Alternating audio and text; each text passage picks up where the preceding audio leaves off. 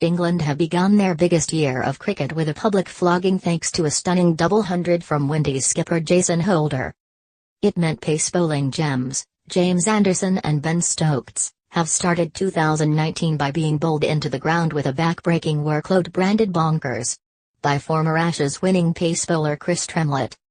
Thankfully both men are supremely fit athletes not afraid of getting their hands and quite sturdy, but in the case of Stokes only once before has he bowled more than the 50.3 overs he sent down at the Kensington Oval. The big difference though is that in 2014 he had 144 overs to put his feet up between bowling innings, this time he had just 30. Tremlett tweeted, "World Cup, Ashes coming up and Ben Stokes bowling 50 overs in 3 days. Also Windies are 600 ahead. Bonkers." Anderson and Stokes though were praised by teammate and vice-captain Joseph Buttler for their efforts, and admitted it can be hard to stop the forceful all-rounder from charging in. "The guys kept putting the effort in. Stokes and Anderson didn't get any rewards but showed an unbelievable amount of passion to keep going," said Buttler. "It is tough to get the ball out of Ben's hand, he has such incredible skill and massive heart. He wants to be in the action all the time and you feel he is going to make things happen.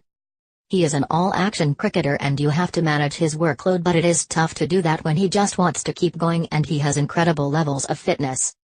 Of course the management and the captain know it is important to look after players, especially someone as influential as that. Telling him to take a rest though. It is very tough to do.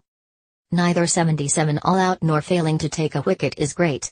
It is a reality check for us as a side to show where we are at, and international cricket has a way of doing that to you."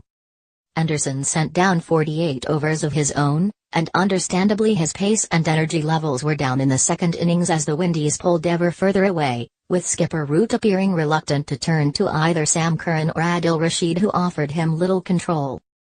The real reason England's bowlers had it so tough though was down to Jason Holder and his ton-up countryman Shane Dowrich, who stroked, smashed and scythed England's bowlers to all parts of their home ground.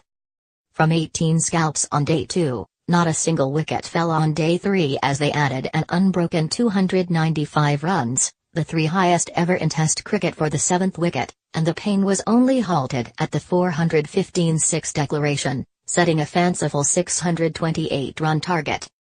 By becoming just the third number 8 in the history of Test cricket to hit a double hundred behind Pakistan duo Imtiaz Ahmed and Wasim Akram, Holder reaffirmed his claim to being the best all-rounder in the world at present.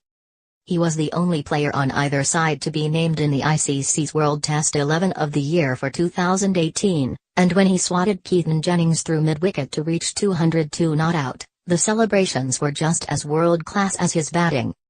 "It was a bit emotional out there," admitted Holder.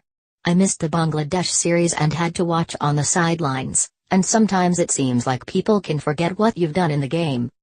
That was one of the best days I've ever had in Test cricket, and to top it off would be us getting the 10 wickets we need to win the game. Definitely part of my thinking was to keep them there out in the heat and keep them on their legs at the start of the series." Holder, 27, was secure in defense and brutal in attack, smashing 8 sixes in his innings, more than any man in Test history between these teams, beating both Sir Viv Richards and Andrew Flintoff into second place.